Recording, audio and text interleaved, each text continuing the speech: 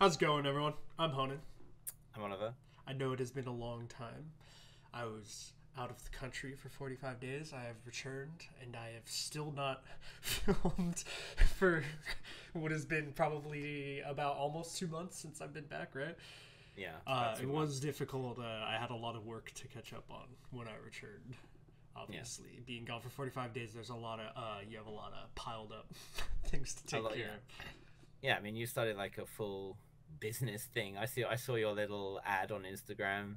You like Yes. standing there with your guitar, like, "Hey, if you want you want lessons with me, the Yes, I do legendary have Conan more of Costa online Rica." teaching guitar slots open if anyone is interested in learning guitar. Specifically online, I have way too many in person students to add more, but online Yeah. is accessible. Although Otherwise, it just will watch the then podcast. delay the podcast more because you'll have we'll have even more work. Yep. We'll do, to kind of give you guys a summarize synopsis of what we're going to do today. We're going to be doing our kind of wrapped up 2023. Me and Oliver are both going to do our 10 personal opinion best of 2023 K-pop. And we're going to mix both boys and girls into this list. It's going to be what was the 10 best songs in our opinion of Yeah, 2023 from K-pop. from K-pop. Yeah, for those who know me, I did a lot of work last year, and when it came to listening to music, I think there were something like 45,000 albums that were released in Korea last year across all genres, and I listened to about a third of them, which is decent going, I'd say. According to my Spotify, It's the equivalent of me listening to music nonstop for about half of the year, which would make sense because the other half I was asleep.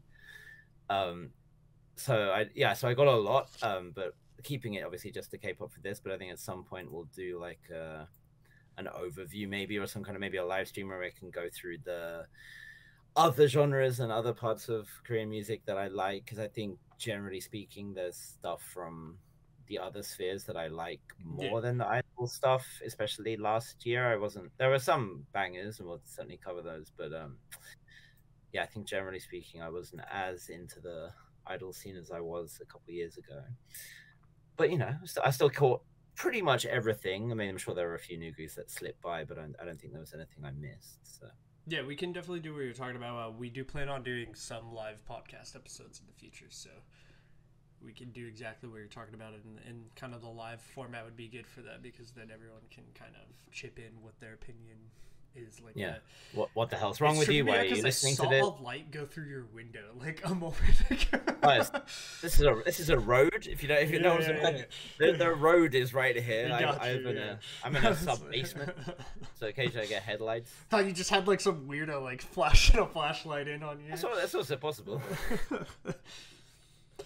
How should we do? I guess me and you will kind of do this, starting from both our tens to one like that, Yeah, and then we can just kind of give a synopsis of why we think that was like in the top 10 of 2023 like that. I don't know yeah, why I love using the word synopsis so much today. I think that's good maybe the word. second or third time I've found a way to put that in.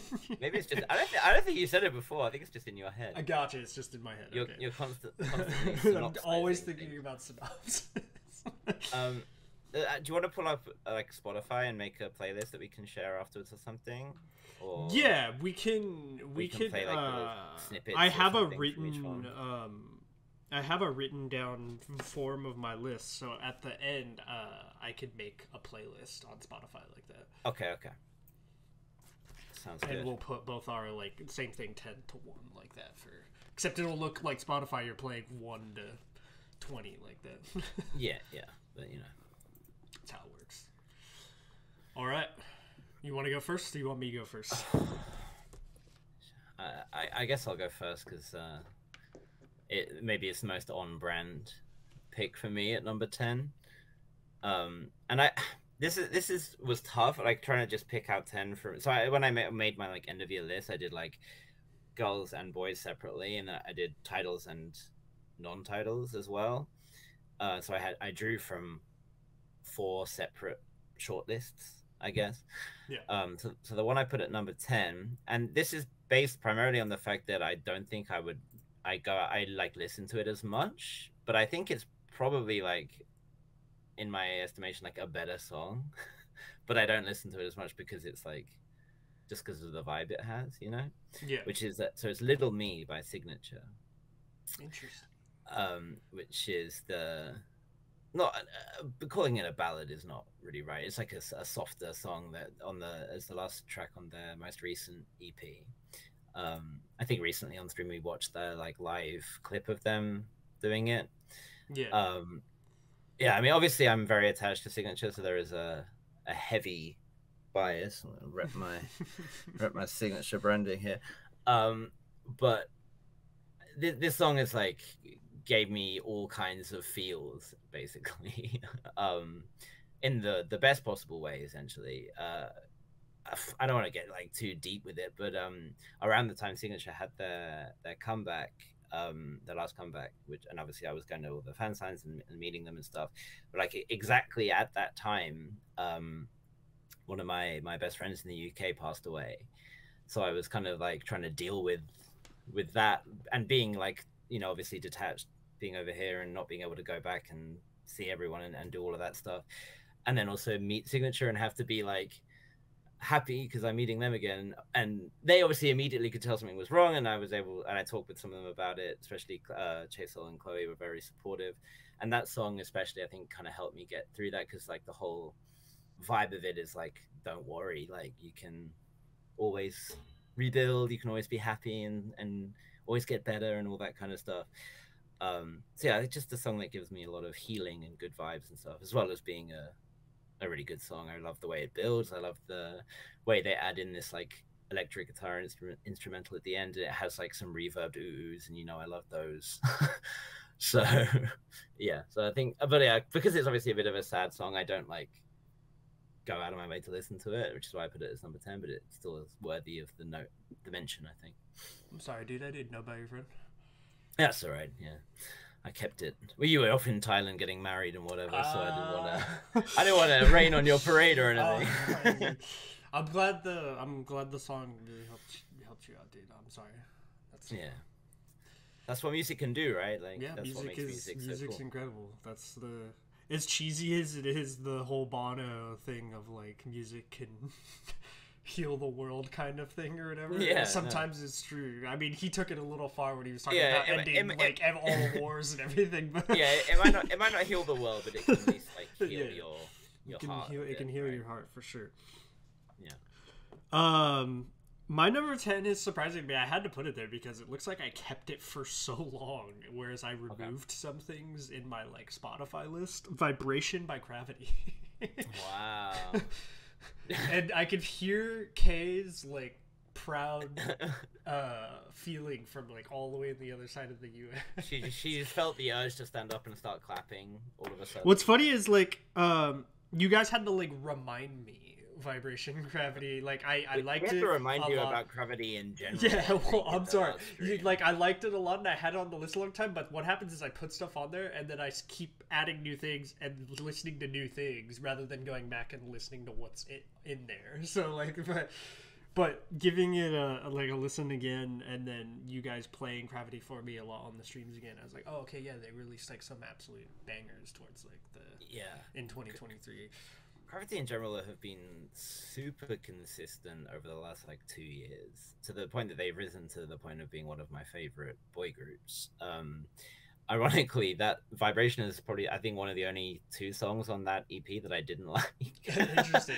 It's the only one I had in my Spotify list like that. But I think that's just more our personal like preferences about boy group music. Like you like your boy groups to be a bit hard. You like that club vibe, you know. You like that, for sure. A bit of oomph. And I like my kind of upbeat, like happy-go-lucky kind of vibe, which Gravity have done extremely well.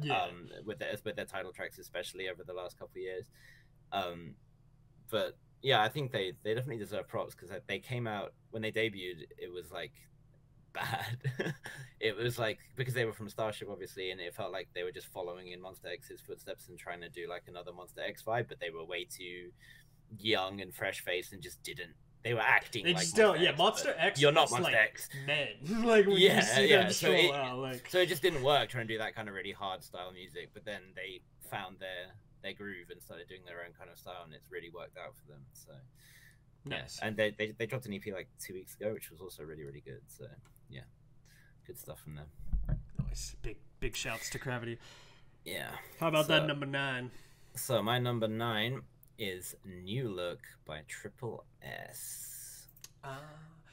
That's right. Triple S did have some good stuff, and they had what is it? Capitalism. What's the name of that one? Girls Capitalism. Girls Capitalism. Yeah. That is a good song, but the title I remember was always like, wait a minute. Like when they have some interesting song titles and project names and stuff. Yeah, obviously like Triple S has been a thing right now, and we were going to introduce. I think in 2022 they started giving us the whole like, oh, this 24-member girl group thing is going to come, and it's from the creative mind behind Luna and everything. And everyone's like, sometimes when you hear the creative mind of Luna, you're like, oh. Yeah, you're like, oh, what's gonna happen with this? It could have been a shit show. And like fans voting on songs and like choosing lineups and stuff based on some NFT shit that I don't fully comprehend or want to. But regardless of all of that, they have had some bangers. And New Look was one of the first songs they had. It was on their first. I'm sure Ava or Logan will correct me on this. It was on the song with the EP with Rising, which was like the first like larger group release when they had. I think it was like 10 of them at that point. Yeah. Is everything they released 2023? I'm pretty sure. Yeah, the very first song they did. Yeah, I guess it's only been 2023. Generation, right? For some reason, it feels like they've been around longer already than. Generation came out in October 22. Okay. The first. So they've been around a little longer than I thought. Yeah. Like that. Okay. It's crazy to think that 50/50 was 2023 too. That feels like such a long, endless arc of like. I forget that was all in 2023 like that. Yeah. Yeah. New Look is like it's a synth poppy song, so obviously I was gonna like it. But it came out pretty early on in the year, and it stuck. It stayed there. I automatically assumed two things: synth poppy or like alternative, like early 2000s, end of 90s alternative kind of like. I am who I am. Yeah. My number 9 honestly could be so much higher. It's almost a crime that it's not. But I do have a strong list here. Signature Smooth Sailing. I had at number 9, which is just was an absolute banger that Signature released. Smooth sailing. Yeah. And the video, had like bike riding that wasn't real bike riding. It was real bike riding. She's just not very good at it. That was like the only thing I always remember, the bike riding in the beginning of the video. I'm like, yeah, I think she had to like relearn how to ride a bike and just could only do it in a straight line, just about for that. Yeah, it was nice. It was like whenever Signature's releasing something, I'm always kind of curious as to what they're gonna do with it, because they had like a pretty distinctive, I was going to say signature sound, a pretty distinctive sound, which was like that kind of like very like noisy, hectic, like a lot of texture and stuff going on in their songs, which is not for everyone. But with Smooth Sailing, they kind of went in a more relaxed vibe with it, which I think was to their benefit, because a lot of people got into them because of that song, which is great, obviously. And it was nice to see them come out with something while Belle was on Universe Ticket and doing all that stuff. That thing kind of, after you told me all about that made me kind of like kind of sour on that. I hadn't watched Universe Ticket or anything, but it is interesting. It was a cracking show, I'll tell you. It was interesting stuff. It is unfortunate, and that as Kay became a massive Signature fan, and that is her signature bias. That Horizon immediately goes on the show, and then proceeds to win, or not win, but she got in the top. She was top 8 and got in the group as a result, which I'm delighted for. Honestly, I think it's great for her. Yeah, and I think it will make a her huge boost to Signature. Would be awesome. Anything that can like. Yeah, I hope so. I think it makes her the only idol to debut in both in the third, fourth, and fifth generations, if we consider this. How'd she debut in the third? With the group that preceded Signature, Good Day, debuted in 2017. She was the Magne in that group, and she's the oldest member in Eunice. she's been every possible role now. She's done it all, yeah. Yeah, Smooth Sailing is just like, if you hear that chorus, you can't tell me that's not a top 10 banger of 2023 like that. It's so like, it's such an earworm. Like, you'll just be walking around smooth sailing. It's a great like end of summer song, right? Yeah, like the kind of perfect vibe for the end of summer. And watching them do it at the fan signs was a lot, because when they do that part, the smooth sailing part, they like hip bump with the member next to them. And they were just doing it as aggressively as possible. They're just break checking up. Honestly, and like for Dohee, who's like 3 feet tall, she was getting catapulted across the stage like on a regular basis. It was very entertaining. I imagine like which member is it? Chloe seems like she would do something like hit like an extra bump just to see something go on over. She'd do it by mistake though. So that one's my number 9 for sure. I almost put it higher, but I just have a strong amount of songs here that I could not move after this. I think it's pretty easy to choose like a top 20 or a top like 50 or whatever from this year, but narrowing it down to a top 10 is pretty tricky. Yeah, so it's difficult because you don't want to get rid of something, but you're like, it's like I can't move. Yeah. I can't move this song. We're on number 8. So my 8 was kind of similar thing. I was like struggling to choose between this and a couple other things, but I went with "Take My Hand" by Zero Base One. And as much as I love to take the piss out of certain ZP1 members, the music they've been putting out, I really enjoyed. I think it's been really, really good. And this album, Melting Point, was actually like just cover to cover fantastic. Just let me confirm with you. Did you pick the song that has the loop? The da da da dun dun dun dun dun dun dun? No. You picked the other one, right? It does have a loop sample, but not that one. Okay, no. I'm thinking. I know all the Zero Base One songs because Becca and Kate were like the second. I would try and imitate the sound for you, but I know which one you're talking about since that's not the one. I just forget the titles. I'm so bad with titles, but I know which song you're talking about. It has this a lot of their music has this kind of like drum and bass pattern percussion. Oh, is that the one with the trippy like snare sound thing? So that was the one I was torn between. So that's Crush, which was I thought that was the best one they did in my personal opinion, and I thought that drum sound was really cool. I heard some people complaining about it. It was divisive, yeah. But I was like, this is unique. I was like, this is really sick. I like this just like abrasive like. I loved it too. Just some aggressive like syncopated drums. I was like, how boring if they just drop a typical like snare sample. If they went straight into the chorus from that, it wouldn't be as interesting. Like I love my typical Crystal method, like and the Prodigy, that like 90s techno snare, but they did it in like a really cool, like it's so punchy kind of way. Like I mean, it's not even a snare. It's like a djembe, like a proper. Like, I think it's like a hand, like a drum with you. It sounds so heavy. If it's a djembe, that was the drum I went to. It sounds almost like a triggered drum, though. Yeah, it's really cool. But I was torn between that and Take My Hand. I went with Take My Hand just because I really loved the sample that they used in this one. And as a kind of light drum and bass track, I think it works really, really well. It's all put together so nicely. I went with this, but I think in general, like they had a superb debut year. I could have picked songs from their debut album as well.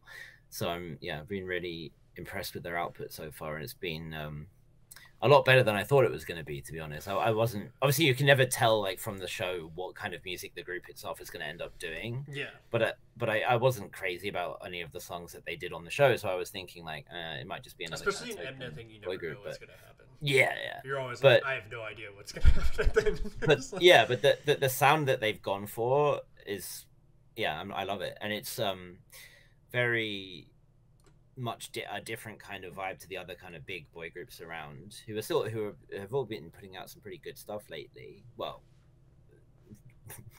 in general.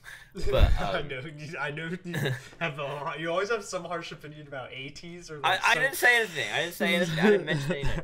But I think that the niche that they've gone to is really good for my personal taste, and yeah, I look forward to what they do next.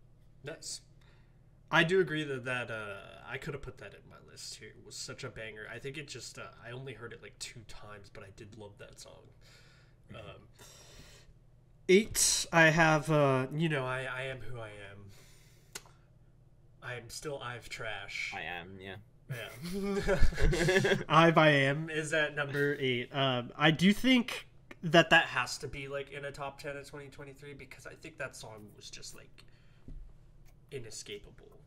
And I think that song was a banger. Like, you're telling me, bro, I live here. Like that song was everywhere. Yeah. I feel like that IVE has consistently proved every year they can have something that just takes over like that. Like that just is in the hearts and minds of everybody like that. Like when IVE comes back, it's like an event. Yeah.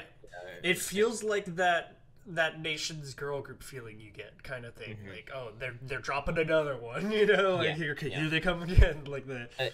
It's really notable, I think, that it's like the only other group that's doing it like that is New Jeans. Yeah. Because and I'll quantify what I mean in that when Le Sserafim come back, obviously everyone pays attention, but a lot of people are always, myself included, paying attention with the kind of trepidation of how's this one going to sound, because a lot of Le Sserafim's title tracks don't hit right away for a lot of people, and then oftentimes there's another song that they release alongside. So like for example with the last album, album 2 albums ago, it was Eve Psyche and the Bluebird's Wife that became the big hit. Yeah, to be fair, that was as opposed to Unforgiven, right? Yeah, and then for this one, more people are vibing with Smart than they are with Easy, and like in my opinion, the funniest thing to me is Le Sserafim's best song, if you ask me right now, from like 2023 is Perfect Night. Right, yeah. Like, not even correlated to the album kind of release. And that did really well, yeah. Yeah, and I thought that was like, I was like, this is like, I hope Le Sserafim can do this as like their main title release. I thought like Perfect Night was like a great, unique release from them that really fit their vibe perfectly. Yeah, like sure. that. And then they dropped kind of, I will say the most recent release from them, the videos are really good. I just don't know how I vibe with the 2 songs, Easy and Smart, like that. Yeah. They do have interesting elements to them. They just feel so like, I don't know how to describe them. I need to hear them more. I will say Smart has grown on me a lot more than Easy. The more I listen to them. But anyway, we're going to talk about just start talking about. Let's turn this into the listener discussion.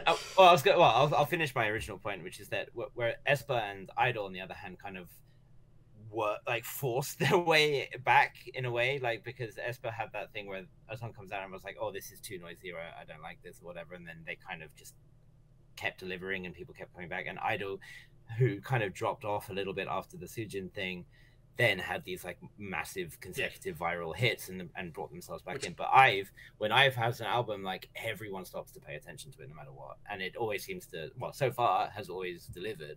And they came out with that full album pretty early on in their career, as groups go, especially girl groups. They don't normally have full albums for years. And it was good. Like I wouldn't say it was like the whole thing was cover to cover like a masterpiece, but it had some really good tracks in it. And maybe it was in my shortlist, but it's hard to I guess it kind of got so overplayed for me that I stopped listening to it. I get that, because for me it is very overplayed, but I just like, it just deserves that spot. Like it just deserves top 10 from 2023 because it was just so. It was a huge and when I first heard it, I was just like, hell yeah! Like, you know, like that chorus is like da da da da da, da fantasy. Yeah. You know, it was like a big kind of like a celebration of and the video seems so like overly grandiose. Yeah, you're just like, oh my gosh! And Wanya's jumping out of a plane with no parachute on and shit. So I mean, I think every girl that I teach knows that song and will sing it at some point, and to the point that I've actively used it in my lessons in order to teach my students about genre and fantasy because of the line in the song, right? Like wir Reise Genre und Fantasy. And I use that in order to help them understand the concept of it, and it's actually been helpful. So thanks, Ive. Appreciate you. Yeah, that's it's a a trippy difficult thing to tell kids about. I have seen Ive is like so popular with like the elementary kids, right? Isn't that like the thing that's famous in Korea, that like they are obsessed with Ive, like the yeah. I guess that makes sense because they're not really too. Risky or anything like that. I guess like, no, like safe and catchy. Yeah, safe and catchy. That makes sense. Yeah. Like. Yeah, I had even one of my 7-year-olds brought in a photo booklet of the two groups who shared photo cards of was New Jeans and Ive, and it's like that kind of sums up the consciousness and attitude towards girl groups. Yeah. Ive just has one. I understand New Jeans' popularity. Ive for me just their catalog is so much more my taste in my opinion. But yeah, I am. Chorus is so perfect at the start of the song. I had to include it. I listened to that song way too many times. Like, and everybody makes you feel like a boss woman, huh? Yeah, you're getting ready for the day and you're there. Oh, dude, that makes me feel like I'm dude, driving to work with that playing makes you feel like you're the shit. Yeah. Put your like big thigh-high boots on. Oh hell yeah! I got that. What was that like suit that Eugene was walking in that music video? I got that same suit.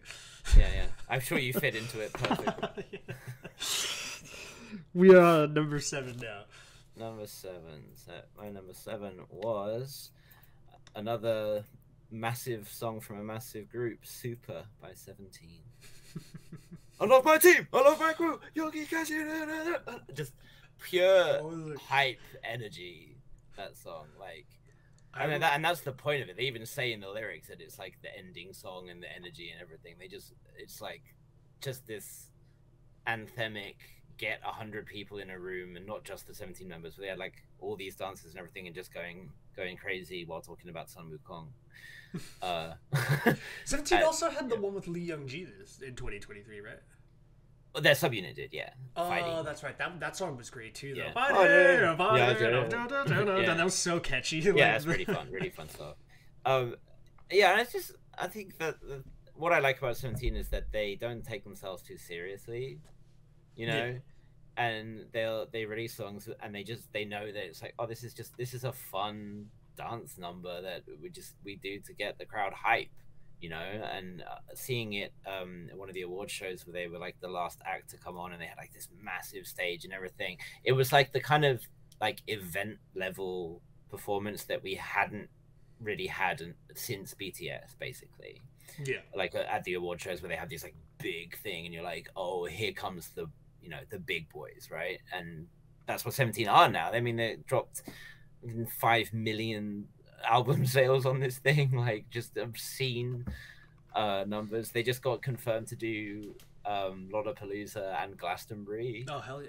Dude, that's such a could you imagine I show up to like Glastonbury and 17's performing? Oh, but it's great for them, especially because they haven't done a massive amount of stuff outside of Korea. We've seen a lot of that festival stuff with big K-pop groups happen a lot lately. Like New Jeans and Aespa, Blackpink have been like major like. Yeah, festivals. I think Stray Kids are doing Hyde Park in UK. I do love that Aespa technically had like a main Coachella stage Coachella, yeah, before anyone, right? Before like Blackpink or. Because Blackpink did Coachella, but they didn't have the main stage until they did the recent. Yeah, and Aespa did a main stage like Coachella performance before technically, I think, any K-pop artist. Is this what you say on Twitter when you fight with? I know. I feel like this is how you start at Twitter, where you drop that Aespa performed main stage before Blackpink. Well, actually, technically, it wasn't a main stage, but yeah, I gotta give props. I don't think Super is like a masterpiece musically, but I think it's just like if I listen to that song, I'm getting so pumped. And I remember in my work we have these like event days where kids can spend the money we give them, like our own branded currency that we give them. They can spend it on stuff, and we had like a Norebang room which obviously I was in. So the kids would come in, pay some money, and then they could sing a song that they wanted and dance around to a song they wanted to do. And I remember this one kid, Hyun, who is, how old is he? 9. He does super. He stands like perfectly straight, holds the mic like this, and he just and just sings the whole thing. And I'm like, bro, get high. I'm like running around like, I love my team, I love my crew. I'm like trying to get him pumped, and he's just there like completely unmoving, like, just stands like a tree while singing the most hype song. He's pretty there like, excuse me sir, I'm trying to perform and you are ruining my vibe here. But yeah, it's impossible for me to not just get super pumped whenever that comes on. So yeah, it's just any banger like that has that fun vibe, you can't just stand still. Yeah. My number 7 is I hate to give credit to Blueberry here, but I have to give credit to Blueberry for finding for putting me onto this song, because I was overseas when this released, I believe, or not. Maybe this released before I went. I just didn't hear it before I left. And when I came back, technically I heard this in 2024, not 2023, but I've listened to it so much already that it needs to be in here, which is Cheu Alien. I did like Chew's main release a lot. I thought Chew's killing it, in my opinion. Yeah. Howl, like, I thought great. I thought that was a great release. But Alien is just like the synth in it, everything. It just hits right into everything I like. It's it was on my list too. But. Yeah, Chew and synth, and I'm sold. Like that, you tell me those two things are in a song together, I'm like, I don't have to say anymore. And then it's because it's not like a happy, bright synth song too. Yeah, it has a bit of feeling in it. Yeah, I really like the style she went for in it. It hits for me so much more than if it was like a beat, like kind of synth thing or something, you know? If it was the kind of song you could have imagined that she would be given, like, oh, you're bright and bubbly. Here is like a saccharine kind of song, right? But, no, she really used like her mature vocal tone in it, which for me hits so much more to hear like, oh, okay, this is not Luna Cheu, this is Cheu by herself. Yeah, like it's kind of easy to forget just because of her personality that like she's a good singer. you know, she's got a good range, and it's cool to see that she has been able to show like some of her versatility with that album. Yeah, it's really, really good. I think it's one of I think both Aliens and Howl were on my short list. Yeah, Howl has a beginning that is masterfully done. The rest of the song doesn't hit me as strong as how it starts, but the beginning is just like, oh, like you're realizing very quickly like, oh, Chew's going like a completely different direction. Yeah, and it's cool, and I'm glad that that's what she gave us as her first kind of solo project. First full project after. I would have had a lot of disappointment if it was just like, I'm gonna play into what people know me for, or something like that. I do like that it's just like, I want to do something completely different. Like that. Like, yeah, and I'm glad that she straight up did music, because I mean she was certainly in a position where she didn't have to. You know, she could have just kept doing what she's been doing, variety content and getting commercials up the wazoo and stuff, like, but still wanting to do music and taking it in that direction is really cool. I mean, we must have spent like hours last year talking about the Luna stuff, and it's kind of hard to listen to any of the post Luna stuff without thinking about all of that, you know.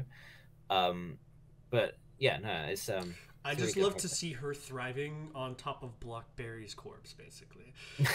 Yeah, as they continue to crumble. Yeah, they tried so hard to slander Cheu, and then to see Cheu just like dropping absolute bangers and just killing it for me is like the perfect fu to Blockberry like that. Like, and in my opinion, showing like maybe she was a little like too contained from displaying her abilities. Right. I mean, there was always that talk that obviously in general people were saying that Luna wasn't releasing enough music, but also that it was like they had all the solos and all the units and everything, and then once the whole group came together, they never did it again. She was being like overworked, if anything, by them, but in the wrong direction, not music. Like, you're like, holy crap, she was in like everything. Like, it's interesting, but I'm just so glad that she released such a banger like that I love like that so much. I even drank a Chew High the other day. her highball. I don't know if it's her brand, but it's a brand with her face on it. I will try to take that picture and like put it up on screen as you look at it. Like that is the cutest can ever, and I need it in my life. I need you to like ship that overseas to me. I need to try the lychee. I need to find the lychee flavor. Pay like $35 on shipping just to get me that can. Yeah, I'll put it on a boat so it doesn't explode on a plane. Oh yeah, that makes sense. You know, just crumbles in the number 6, right? Yeah, so my number 6 was Lemonade by Dream Note. Which is an advertisement song, right? No, it's just a song about lemonade. Okay, they just did it in like you think people are hiring Dream Note to do ads? Come on.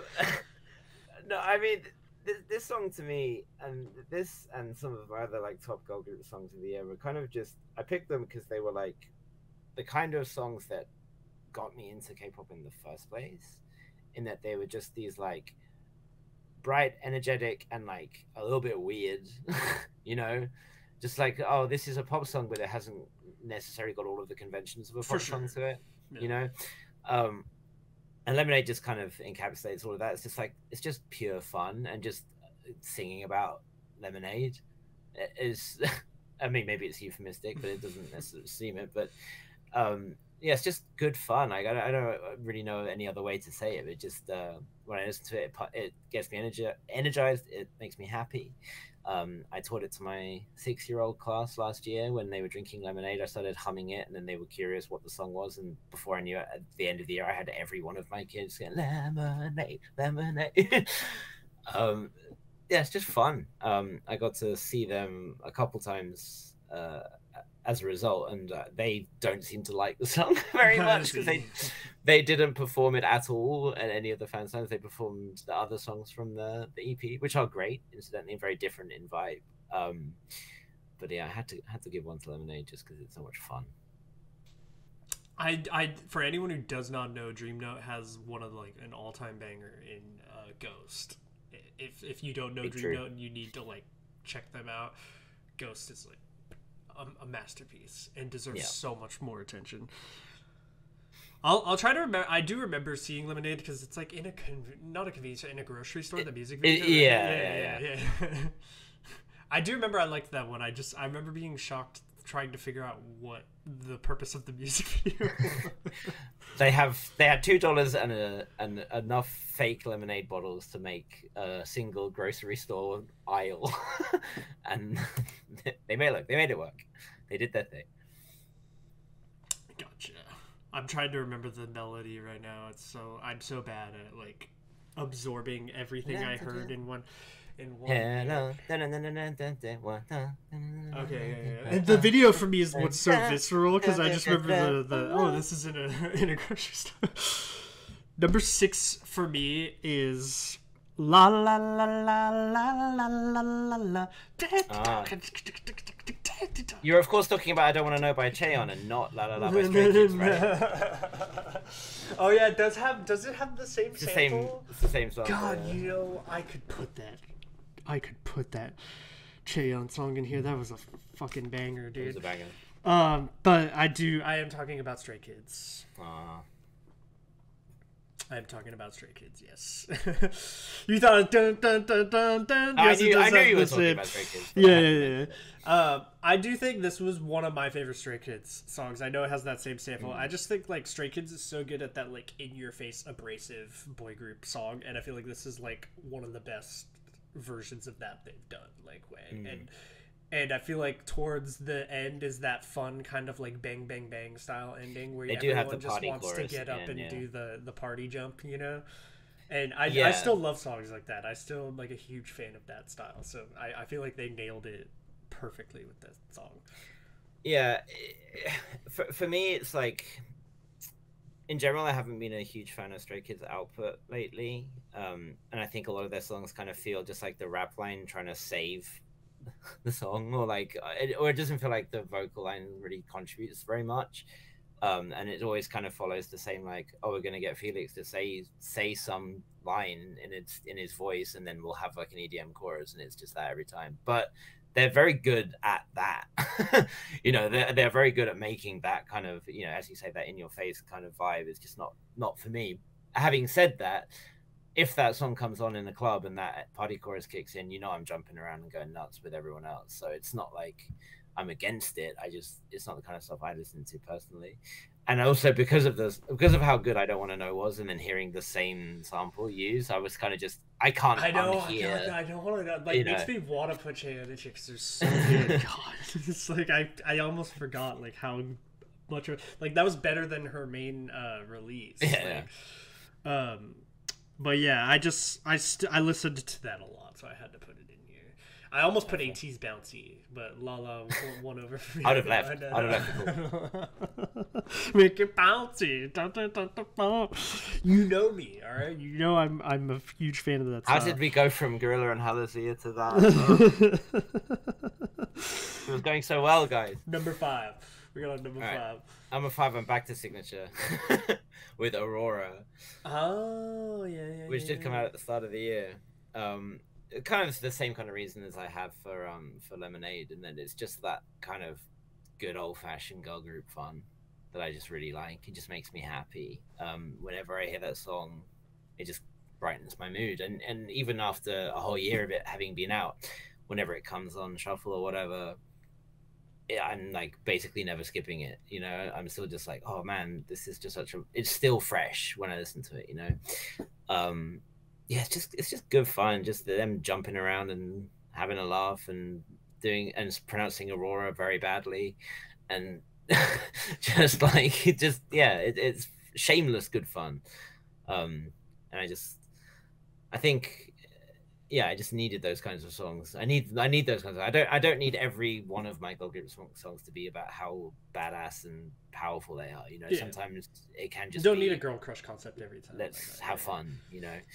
Yeah, I do agree. Signature had such a good year. I wish like the popularity growth of how good their releases were a lot more, because I feel like they deserved some pretty big attention from like how good they were doing. I mean, I was blessed just to have 2 releases in a year from them. So yeah. we take 2 bangers, dude. It's not like you just got like, oh, here's some like they were bangers, like Smooth Sailing too. Good EPs. Yeah. My number 5 is, God, I gotta move it higher, so I'm actually gonna change my 5 and 4 with each other. I'm gonna do Down TVXQ at number 5. Okay. Yeah, I thought. Paying your dues to your boy. Oh, dude, that Changmin high note enough had me in my chair dead. Like I was. Just yeah. But it's such a like. Doesn't that song feel like such a return to like some form of like OG like old school TVXQ kind of like that, but mixed with the new it's like very like classic TVXQ vibe, right? And all those like what's crazy to me is that like Changmin has been doing that for 20 years, and yet it's still impressive. Yeah, because it's ridiculous that he can do that. But it's like I'm sat there going, oh well, obviously Changmin's gonna belt a high note out, and then at the end I'm like, wow, okay, I wasn't expecting him to go there, you know? Yeah, nuts. And I thought the video and the MIDI in it was all like it hit me like in the right way. I was like, this is perfect. Yeah, and their choreo is always so like it's given me that old school feel like too. Yeah. I really liked it. I thought that was like an absolute return to like form, like that. We're still here. The album they did was good. I had Life's a Dance from the album on my shortlists for boy group songs, which I mean that's a fucking cracker of a song. The one they did where they're like look like they're in some sort of like fascist underworld was good as well, but I forget the title of that song, but that one was good as well. You're just haunted by the imagery of Supreme Leader Changmin in that video. Well, what I think is really good about TVXQ is that I mean maybe this is generalizing like 15 years of their career, but at times it kind of felt like it was Changmin featuring you know like a lot of the time it was he was Changmin was doing everything, and was there with like a kind of half-hearted rap part or like some vocal part, but he really came into his own, I think, over the last like 3 or 4 years, especially in some of their Japanese stuff, which they were releasing more regularly than their Korean releases.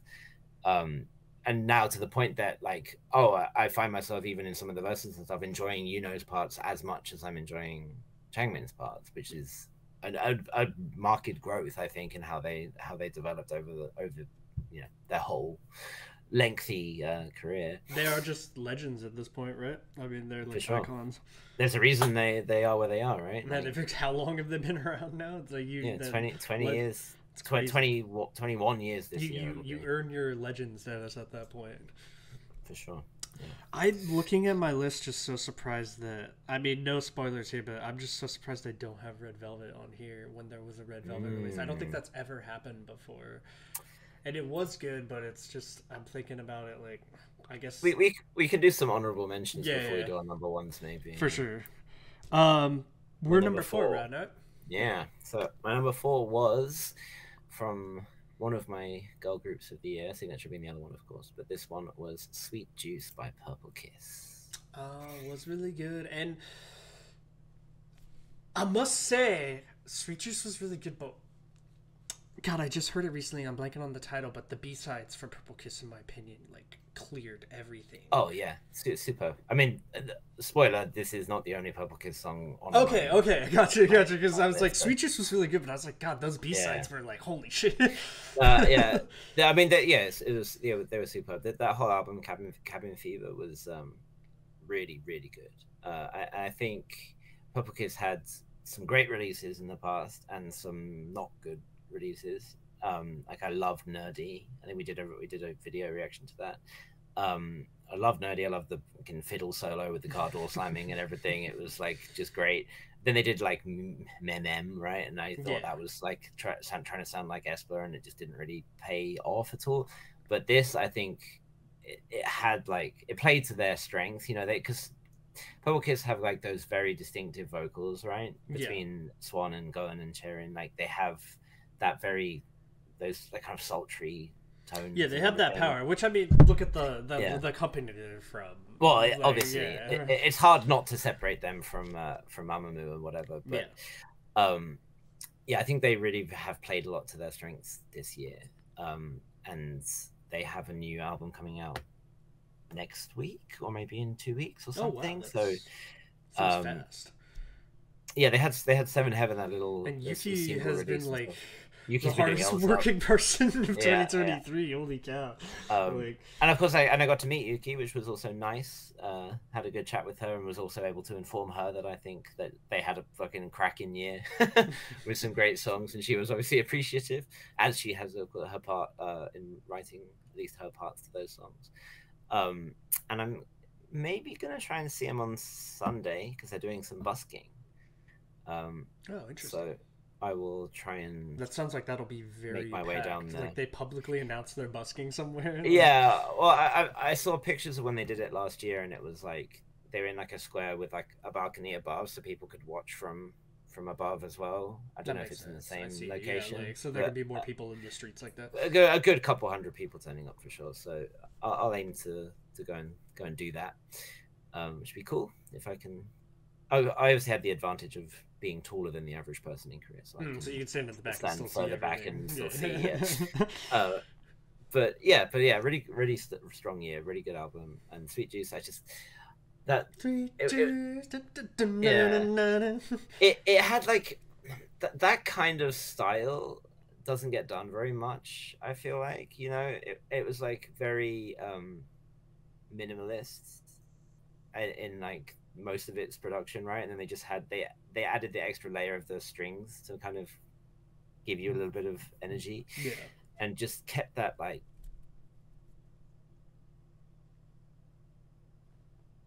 Hello.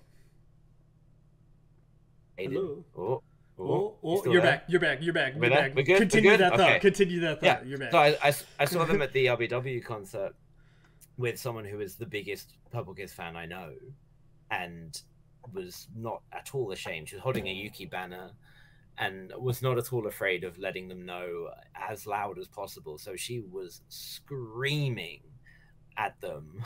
So whenever there's something happened, she was going nuts, to the point that people around us were looking at her like, "Are you okay?"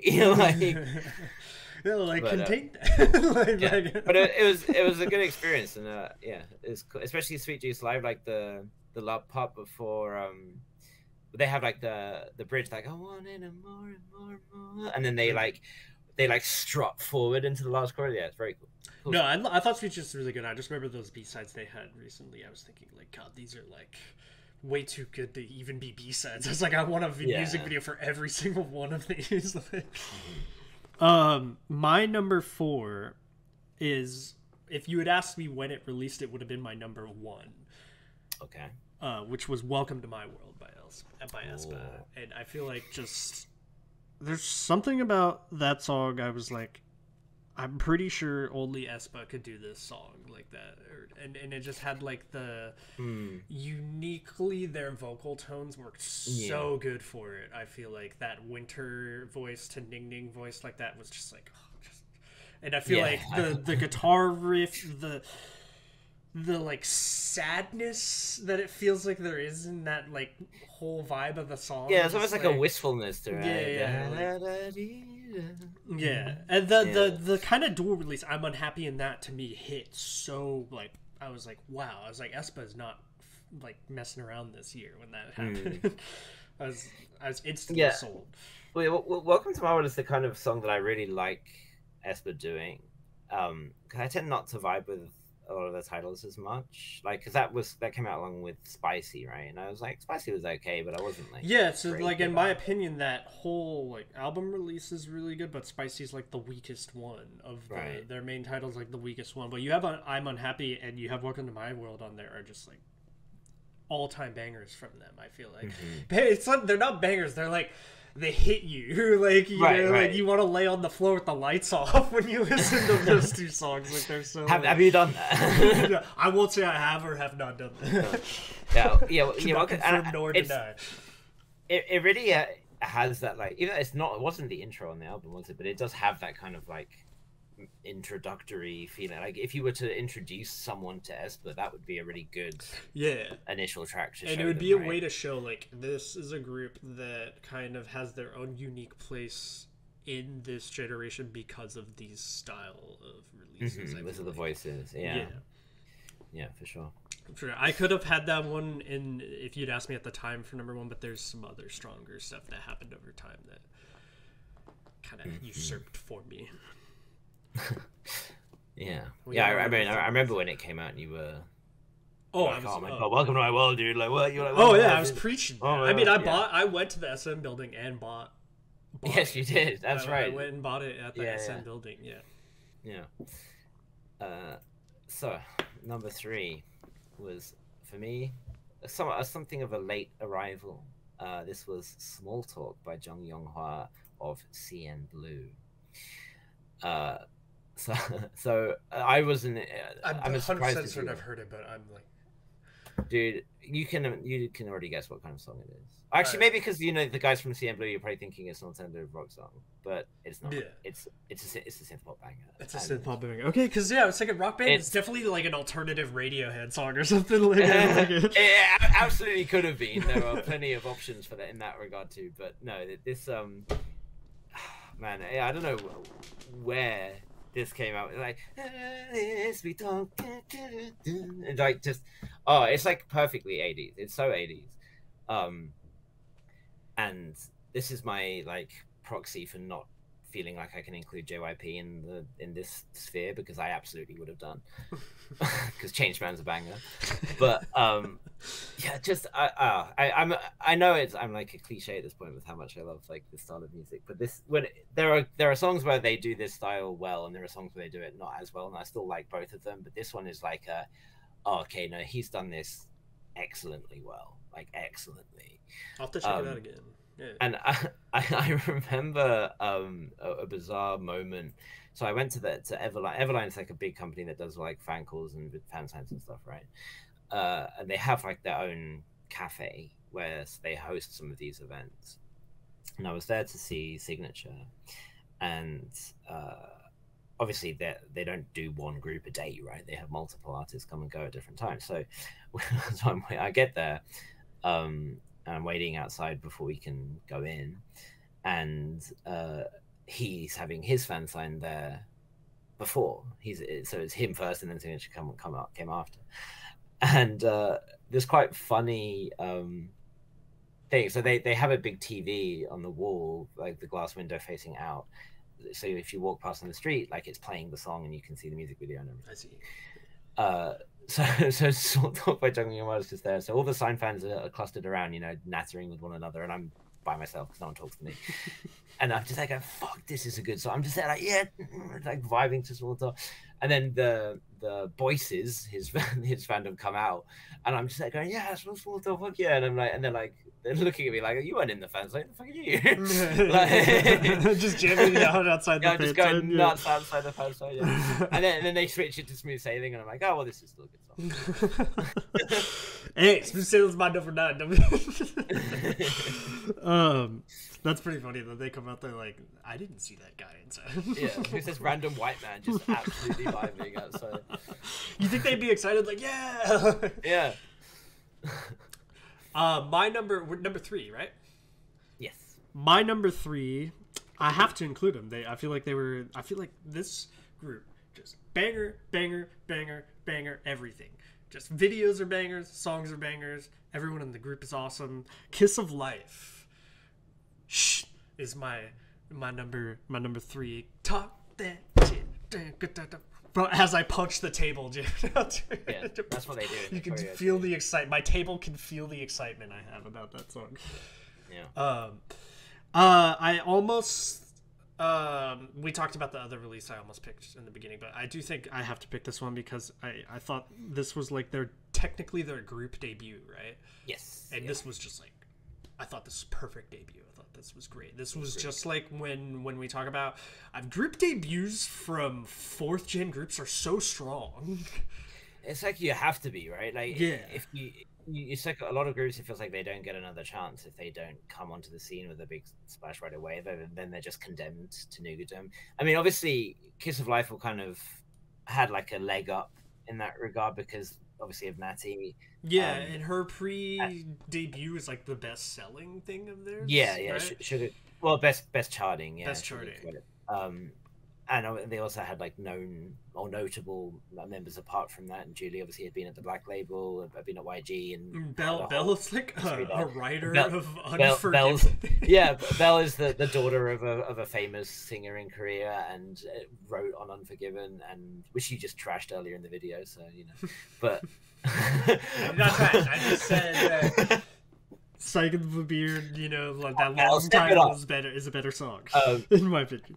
But I mean, learning about the formation of Kiss of Life, especially because the creative director is Lee Hayen, who was on Idol School with Natty, which is like and she was rigged out of the final lineup, right? She was on Project 101, she was in IBI with Sohee from Nature. That's the connection. I feel like everything has worked for Natty now that I see where she is. Like, it's all worked out, yeah. And I know from having spoken to her a bunch now that she was basically giving up. She was really close to giving up. Was like, fuck it, I'm leaving Korea, going back to Thailand, gonna go back to school. Because she straight up left high school in order to come to Korea and to join JYP. And Hayen being like, no, like, we want her, get her in. And her going, okay, let's give it a shot. And then she's come back, and it seems like every time they do something, it's going semi-viral now, like their award show performances and stuff. And they seem to be gaining more and more fans by the day, which is great. And I've had the privilege of meeting them, like, I don't know, 15 times or something. 15. Yeah, I don't know, it's a lot. For reference, Oliver showed me quite a bit of signed material from going to meet Kiss of Life at fan meets. Like, they adore me. They think I am the shit. Natty especially loves me. But so it's been really. I went to see them once, right at the tail end of their debut promotions. It was like the last or the second to last fan sign for shit. And then I was thinking I would never get a chance again, but fortunately, thanks to some great hookups, shouts out people, I was able to get into a lot of their ones for the new recent album, and they're coming back in April as well. So, Nice. yeah, They're a group I have so high hopes for, and they kind of filled that hole of that like 50-50 debacle for me, where I was like the whole 50-50 thing happened. I was like, God, this group was like so promising, and I was like, now there's just like this void of that or whatever, because they you were want that from like one new of the group major that's companies, got that you know. promising sound. And then Yeah, Kiss of Life was like, we're here, like just popped in with it, you know, like. I think my favorite part of that of shit, I'm gonna call it shit, is that how it should be, but is like the you know, they have that constant like group refrain, and I know you get me right in the background, right? And then in the last chorus you have Belle like ad-libbing the same line over the top of it. Yeah. I think that works really, really well. But yeah, they're great performance. I think my favorite song of theirs is probably By My Neverland, which is on that debut album as well. Would probably be my favorite one from them. For me, they haven't missed. I've enjoyed every good, single Kiss of Life release solo. I've big hopes for future releases. Number 2. Wow, we're already number 2. So number 2 would be technically my girl group song of the year, which is. So your boy group song of the year went higher. That means. Yeah, my girl group song of the year, and my number 2 is Autopilot by Purple Kiss. Okay, yeah, I can see it. Yeah. You don't have to, no convincing. I mean, yeah. Like, I was talking earlier about how good those B-sides were. It's like that, a similar kind of effect that that Aurora had, where like even though it came out pretty early in the year, every time it comes on, I'm like, oh, I can't skip this. Like this is such a good song, and it still feels fresh, you know. Just as soon as it's like Autopilot, just again, I'm sounding like a broken record, but perfect like synth pop song, perfect like blend of their voices, perfect instrumental, just the structure, everything is just, it's like an immaculate. It's one thing to have a good main title release. I feel like when you have great B-sides, that's when you convince me like, okay, like legitimately you've found your tone, your place, like in the soundscape of like 4th gen like that. To me, their B-sides convinced me like, okay, Purple Kiss has like their own they've got a vibe spot here in this 4th gen like that with those B-sides, because like you can have a good main title and then just miss everywhere else like that, but like they hit with everything. And there was like a bit of I remember before they debuted, they had their pre-debut song, right? It was My Heart Skip a Beat, and it was like the kind of rock vibe, and people were thinking, oh, are they going to try and do like a Dreamcatcher? Are they going to be a Dreamcatcher type group?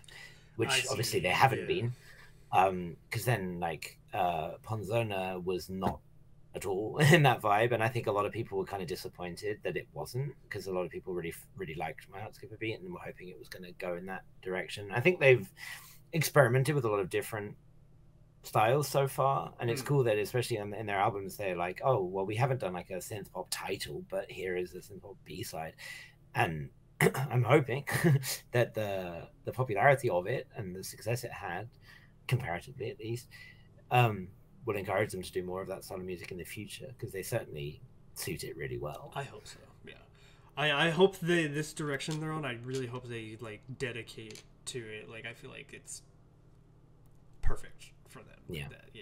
Obviously you don't want to get stale and just do the same thing, but I feel like they're going in the right direction. Like I feel like that was perfect 2023 for them, and I hope it gains a lot more popularity. I do feel kind of bad that Yuki has the whole kind of like L's up thing. I feel like that kind of hinders a little bit what they're doing. Yeah, a little. But it'll be interesting to see what their next release is.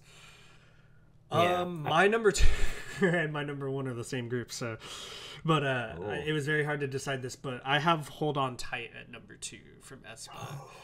Hold on, wow. Baby, you and me, just a fantasy, knuckle up and hold on tight. I don't care. This was made for the Tetris movie. I don't care what you want to say about this. This is an all-time great from Aespa. It is. This is fantastic. Like this comes on, this hits, and I am in it instantly. I hear that intro, you know, and that drop down of dun dun dun dun dun dun dun. It's him.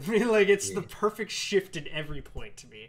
And sometimes a song does that thing. They hit you. Intro's perfect. verse is perfect, then they hit the chorus and you just, whoa, you're let down like that. This song hits and the chorus just shoots like a rocket, and like I'm just baby, you with me, makes me want to get up and do like a Russian crowd like dance.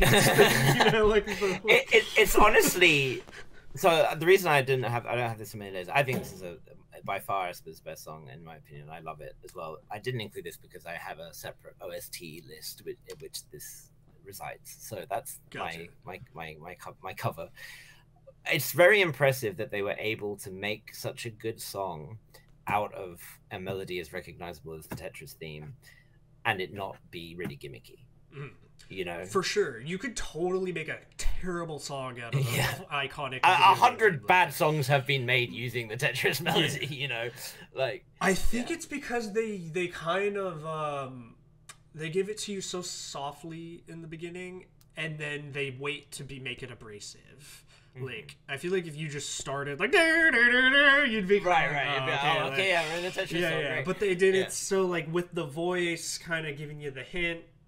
Then they take it away from you completely, and then they're like, "Fuck you!" Like, then you hit that point where you can do it. My one critique of that song is that it could have had a third and final chorus. Giving that to us only twice. Oh. But sometimes you wonder, is too much of a great thing too much? You know. I mean, do you not just listen to the song again? No. I feel like maybe just maybe not, if not a chorus, maybe it could have had like some kind of some sort of like extended outro or something. Yeah, I get that. Like a dance break outro. Maybe one day they'll do it and they'll have like I feel like live. Imagine that going off in a concert. Oh, geez. I've seen the clip where they did it in Japan. It's awesome, like the live performance of it. But they had like the funny choreography to like the chorus. It's perfect. It's perfect. It's perfect for the style of chorus. There's only one other song to the melody of Tetris, which is a contending world beater, which is of course the complete history of the Soviet Union arranged to the melody of Tetris, which is an all-time great and definitely deserves it. It's a YouTube video if anyone hasn't seen it. Definitely worth watching.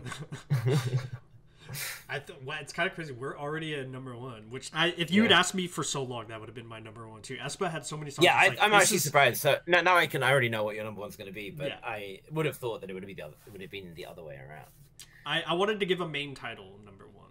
So good. Okay. Yeah. So I think when we did like our roundups and like talked about like quarterly releases and stuff that we liked, you were always just going, well, nothing is going to top in my heart it is my number one, but I felt like I gotta put like a main title at like number one of the top 10. Like you'd be that guy who picks an unused song from a movie. Like the unused Tetris song is my number one.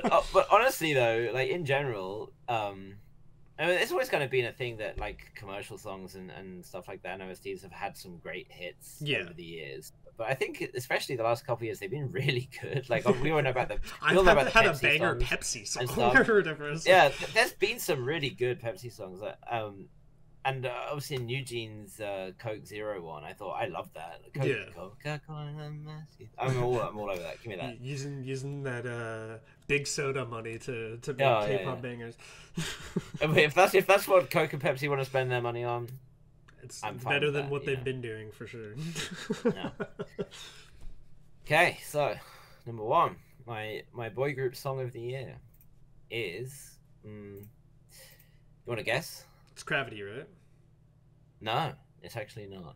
Oh, interesting. So different from what I checked out before. I did have my like Groovy by Gravity is definitely a strong contender. It was on my initial list. I remember that was your number one on the list I remember seeing. But when I started drawing everything together, I was thinking, no, I don't think I can quite have it. Actually, tell you what, let me do some honorable mentions before we we go through. So a couple other of my girl group titles that didn't quite make the cut. Annoya by Billy, Siren by One Chu, I Am by Ive, We Are Young by Tribe, Soul by Heike, Galileo by Kepler. Oh, Heike's Soul was really good. I remember that. This Is Love by Queen's Eye, Discord by Quer, Howl by Chu, Independent Woman by 8, Queen by Weena, Some B-sides include I Don't Want to Know by Cheon, Attitude by Promise 9, Back to the City by Kepler, Blue Blood by Ive, Parade by I Signature just hear Broken Kepler by come out Blue of your mouth and honorable Twice. mentions. Welcome to My World by Aespa, Mistake by Purple Kiss, Aliens by Cheu, Dance It Out by 8. Okay, so you had actually a lot of mine, just they didn't make it like into the top 10. I see. I'm still going though. Overdrive by Vivis, Got the Thrills by Twice, Marionette by Lapillus, Wicked Love by Yenna, Queen Bee by Oh My Girl, Nightmare, two Nightmares, one by Jiho, one by Taeyeon. Those are my girl group honorable mentions. For boy groups, we have Crush with Everybody, which we already talked about, Groovy by Gravity, Killer by Key, Guilty by Taemin, Dawn by Kim Woo-seok, Perfume by NCT Do Jae-jung, In Bloom by Zero Best One, Salty by Ensign, Sunshine by Apex, Wind and Wish by B2B, Blaze by AB6, Kick It For Now by The New Six, Wild Heart by Lunate, Get a Guitar by Rise, Overdrive by WeEye, Queek by Teen Top, Jump by Mirai, Turn It Off by Nine Eye, Lip Gloss by The Boys, Ready or Not by Honorable Gravity, mentions doesn't mean you. Love Effect by On and Off, Give You My All by Highlight, I'm reading them all, Only Fun by Zodiac, Feel Me by Golden Child, and Find the Way by TIOT. And B-sides I could keep going, but you can there's you know, Monster X, The Kingdom, EXO, Shiny, Horizon, Elas. The one I heard Boy, that you know, Wind Wicked Expo. Love was the like kind of like Ghost in the Shell like one, right? Yeah, That was great. I think that was probably her best release so far, in my opinion. Like, So having heard all of that, oh, and also Broken Melodies by NCT Dream. Having heard all of that, what do you think it could be? At least, what company do you think it could be from? I'm trying to think here. What boy group would it be? Maybe Still Gravity? No. It's a Big Four group. Big Four group. 17? Mm. Not EXO. Not I mean, EXO's Stray not one Kids. NCT? It is an NCT song, yeah. So my boy group song leader is NCTU with Pado. You got me confused. You got me so satisfied. Okay, I apologize for the very weird cut-in I'm sure that this looks like, but my internet, unfortunately, right as Oliver did his grandiose reveal of his number one, just went boop and completely dropped on me. California, for some reason, has been having non-California weather for like 3 months, it feels like. I mean, I've literally had my roof feel like it's gonna cave in from like the rain and wind, so it literally has a crack in it. No alarms. The kitchen too. it's like I woke up when I first saw the bubbling in the kitchen has like a crack too, and I was just like, it's one of those things where it's so bad where you're just kind of like look at it and you're like, well, I'm just gonna continue on with my day. Yeah. What am I supposed to do about this? Exactly. Anyway, so your big reveal was NCT Pado as your number one song. I was right before we cut, I was basically really kind of surprised by that. I thought for sure it was Gravity from reading your list before. Yeah, it definitely Gravity definitely could have been in there. And I have like an albums list as well, which Gravity's Masterpiece is a very strong contender for. But yeah, I think Pado is just like it's like an ideal boy group song for me, I guess, and like what I like from boys, like, and I think because it's SM, right? So it has like the SM chorus, you know, where you just have like that big like hitting major shift chorus, like with like really strong vocalists, and obviously. Usually harmonies are a big deal for some choruses as well. It's like, oh yeah, this took me back to some of the old GOAT like boy group songs. I get that. NCT does sometimes really hit for me, and then sometimes they have like two baddies and a Porsche, and then I'm like, right, yeah, and it's kind of the same for me. It's frustrating when they make a song that's as good as Pado, and then in the same breath make a song that's baggy jeans. Like Vampire too was like one of those things when that came out. I was like, like this is awesome. This is so good. And then I can't remember what the release was after that, but I remember I was just like, like the like I was waiting for it. You know, I was like, Vampire's so good. What are you gonna do next? And I think they dropped. Was it Hot Sauce after that, or what was after Vampire? Those are two different units. I guess, but I kind of always Vampire feel was like all their 127 and releases Dream are like was this connected thing Hot Sauce, yeah. for me, because sometimes each group Sure, does have their I own sound. understand, yeah. But yeah, so I think it's just it's like immaculately well produced as well. Yeah. It's like every I think oftentimes, you know, you have these releases where there's some stuff in there which is like a little bit questionable. You know, it's like why is that there? Like, why did we do that? But here there's like no element of it where I'm like, I could leave that, or like if I was gonna like remaster the song, I would do it a little bit differently or something. It's like, no, everything just works beautifully. Like the production has like, the percussion has like this bounce to it which just keeps you like, it's got like a swagger almost. I think the rap elements are really strong, of course. I mean, it's an NCTU song, right? So it has like an unseen, or like I don't know if it's previously unused, but like not a common lineup, but it has still like the key members, I suppose, like the members you look for in an NCT song, where you have like Mark and Haechan, and you have Taeyong as well, of course. Gotcha. It's got like a really strong like core, and then it's got like, It I has think the the members, addition. when you think of the group name, that's what. Yeah. So it's got like that core. It's got Johnny and Jaehyun as well. So it's basically like a 127 unit with Xiaojun and Tendery from Wavy. Gotcha. Who I think, whose voices, like, because I'm not used to hearing them in concert with the others. Man, you tell me we missed out on it Lucas makes it, in this. I know, right? It makes for a nice balance, I think, or something like a style that you haven't like really heard from them, just like in terms of vocal texture and tone and stuff. I remember. I'll have to really check it out again. Like, I do remember it's good, but you're like selling me like a door salesman right now. Yeah. Yeah, I think my absolute favorite part, I think, a lot of it, I think the chorus is just so good, it like can sell the whole thing, but the verses are really good as well.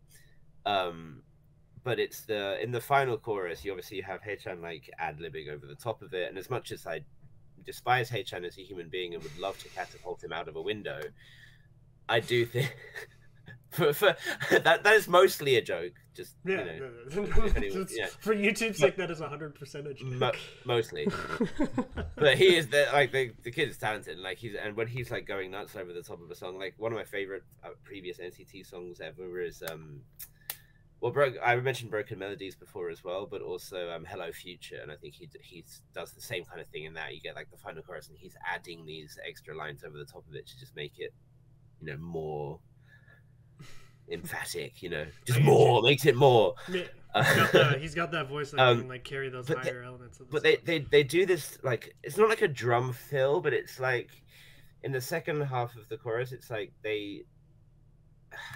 I don't know how to explain it, but basically they kind of recycle a little line of it and just add like a little extra bit of percussion in there, which makes it like it gives you like I think we're done. No, we're not, and it's like an extra hit on it, and it works really well. I get you. I'm gonna have to literally, as I start the stream, check that song out.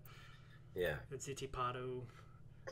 I do remember hearing it, but I don't. You're making me think like I've missed like the second coming of Christ in this song.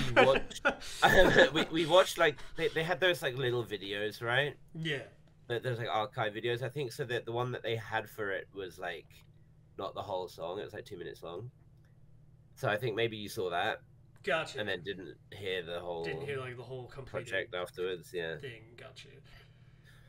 My number one is. I know, like, before I talked about kind of wanting a main title as number one, but it's honestly, surprisingly, I may have listened to this song more than Hold On Tight.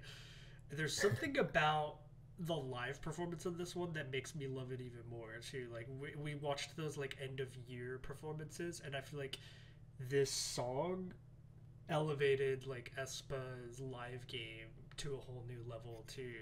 And I feel like it gave them, like, something that felt like such a huge stage presence too. There's that kind of big shot that's as like the final chorus comes in, and they always do this huge side pan of every backup dancer and them all syncing perfectly in like a straight line and doing this like lean back and flames are shooting up. So just something about that is so like, it's moments like that that make you want to go see a live performance or whatever, where you're like, oh wow, that just looks so sick on stage. Like the way it's all, the way that was choreographed was so awesome looking. Like from and the way they painted on the camera is so cool.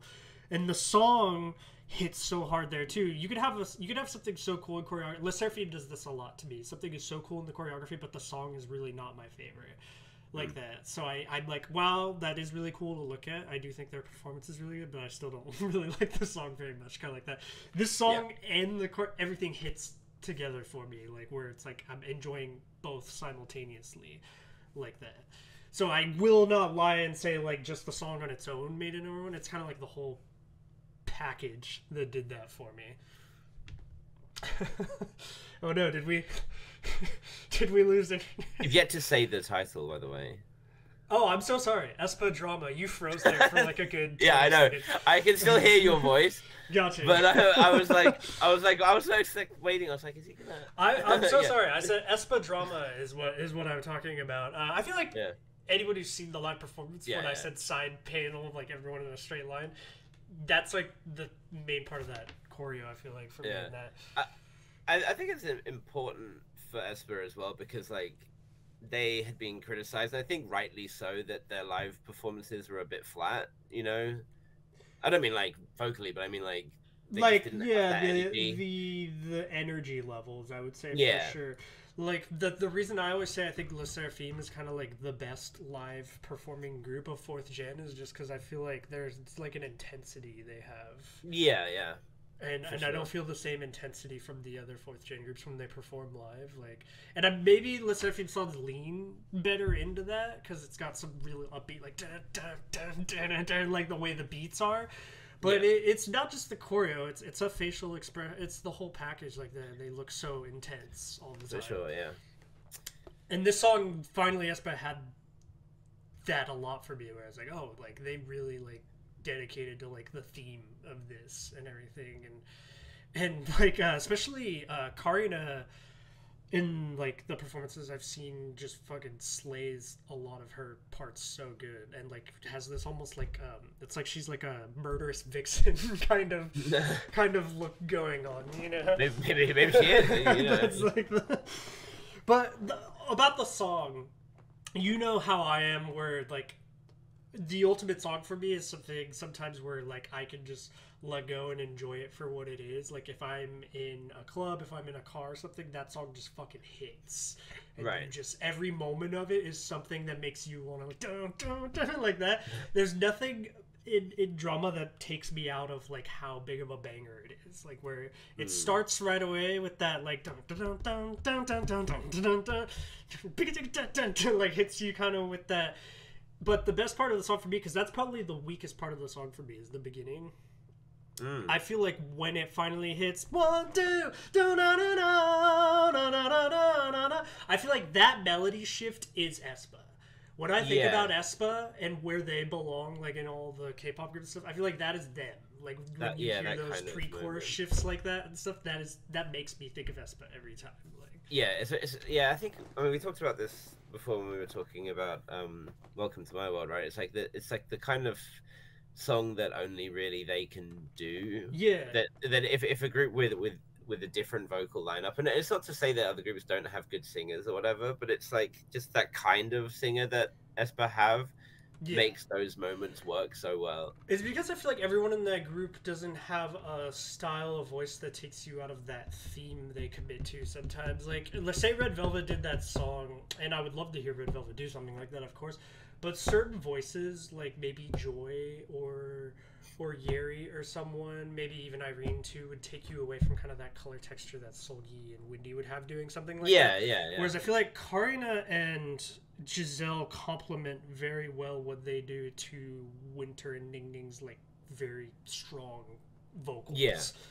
Without making, whoa, that's like a dramatic shift as you're listening to the voices or something, you know, like which can happen, right? Like sometimes like someone else's voice is in, and you're just kind of like, oh, this, I feel like the member who was singing before should have just kept singing Yeah, or something, you know? like that's one of the, and then there's groups like Blackpink that to me are the total opposite end of the spectrum of that, where it's like every singer in that group is so different from each other that it's like every single part of them changing is such a huge shift of like, for sure. Whereas Aespa keeps almost this kind of like one voice feeling sometimes. Winter obviously and Ning Ning do have this unique texture, but they both, when they do a song like that, they keep a somber, almost sad underlying tone to their voice. Yeah, where some singers cannot get that across to you the same way like that. Yeah. It kind of just proves how good they're already they singing are. like they've been through a divorce. Like, there's some groups... I love ITZY so much, but I can admit, like, ITZY would not be able to do a song like that. Like, you know what I mean? Because the vocal texture would not convey that to me the way that Aespa is conveying that, like, with their vocalist. Yeah. But then there's times I've seen an ITZY song where I would also think Aespa cannot do the same thing. So it's a balance of both. Yeah, like, and I think that ultimately that's a good thing, right? Like, if all of the groups we have were easily interchangeable, and you could just give them each other's songs, and it wouldn't make it better or worse. It would be for the worse, right? Like, it's good that there's a distinction. Although I'm sure every Blink and every ARMY would tell you that their group could do everyone's song, and that it would be better if they did. Maybe, yeah. From what I've seen when I've read comments for For me, like, I thought Drummer was okay, but I wasn't like writing home about it. I actually really enjoyed that album, and I enjoyed some of the songs on it more than I enjoyed Drummer. But I totally get that if that song is on like in a performance, like, I'm still watching it and I'm still captivated by it. And if I'm hearing that in a club, I'm still a boss bitch, and I've got my girls in the back. I mean, song wise, I probably like Hold On Tight more, but the whole package of Drama sells it as number one for me. And I feel like it was an important, like you were saying, an important song for Aespa. I feel like it elevated them. I feel like they were kind of in a weird place. Yeah. And that, for me, made like oh shit, like, yeah, this is really cool. You absolutely are nailing these performances and everything. Like, it put them in a cool spot, I feel like, leading into 2024 like that. Yeah, a friend of mine who's a big Aespa fan, she said, like, her reaction to the song was basically like, oh, finally, I've been waiting for something like this from them. You know, like, she's been waiting, like, the kind of like moment, like an anthem or whatever from the which is, I suppose, what it will serve as. So it is that perfect, like, it's that song, if I'm seeing them live, it's that song you're waiting for in the set list to like lose your mind. There's always that song, and Drama for me is like that song from Aespa where like that hits live and just like and the live version of it, I wish they had like a Spotify version of that live, like with heavy riffed guitars and like drum triggers that were being used and stuff. To me, that made the song like 10 times cooler. But of course, that's the like metal end of it. But it did, like, the whole theme of that song fits perfect to having like some sledgehammer guitars. A lot of oomph, yeah. I think it's just because I feel like Aespa dominated that 2023 for me. They really had all my favorite like releases of that year, and I feel like that capped them off better than they could have done anything. Like, I feel like that was the best way they could have finished. Yeah. Well, I guess that is the end of our, I guess, top 20, since it's both of our 10s combined. We will make a Spotify list as well to kind of let everyone listen through. Yeah. We both, I realized we both finished with SM Artist. We did. Yeah. And typical I guess SM trash, right? Like, it's interesting though, right? It's like SM had like one of its most turbulent years. Like, one of the leading stories of 2023 was like the whole like high like buyout attempts and stuff, and like Lacey Man's like fucking lawsuits and God knows what, and like, you know, how SM's collapsing and everything. Like the CEO just resigned, and like, you know, it's been a hot mess at that company for years, and 2023 was like especially messy. And yet, in spite of that, they continue to just have their groups put out phenomenal music. Yeah, they had 3 of my top 10, and they could have had 4 because I'm Unhappy was right there for me as well from Aespa. So like, it's there's something about their sound at SM Entertainment. I never get tired of it. Like we I mean we've talked about Aespa, obviously. We've talked about NCT. We've talked about yeah, I had TVXQ in there as TVXQ, right? But we didn't even mention stuff like EXO, who obviously had a full album, which I thought was really good. We didn't talk about we didn't talk about Red Velvet. We didn't talk about Taemin. Like, and Taemin was killing it too. I mean, I'm having trouble. Key as well. Obviously. I need like a therapist to help me come to terms with the Rizness, but. Did you see the name of that song that I linked you in the Discord the other day? No, what was it? It was called like "Got That Riz" or something. Oh my God, please. I don't. I can handle the cringe of hearing Riz and seeing Riz in like a video on TikTok. I cannot handle like song titles from artists that are beloved artists. It was Lunate and their new mini album with "Got the Riz." Yeah. No. Please. It was not a good song. Have that funny thing where they take certain like viral any trend, they love a trend. terms and they love to like put it in your face in music. Any like trend. This is such a boomer thing. Like, these kids, what are they talking about? I think even kids from today are gonna one day wake up and think Riz is cringe. Dude, that's cringe, bro. I think cringe is cringe, but I feel like Riz is just like... On God, for real. On God. No, Boston. Like, who's that? I'm waiting for a K-pop group to drop an album called Bustin'. When you say "on God," it reminds me of that streamer Aiden Ross or whatever. Oh Jesus, yeah, the Aiden Rosses of the world.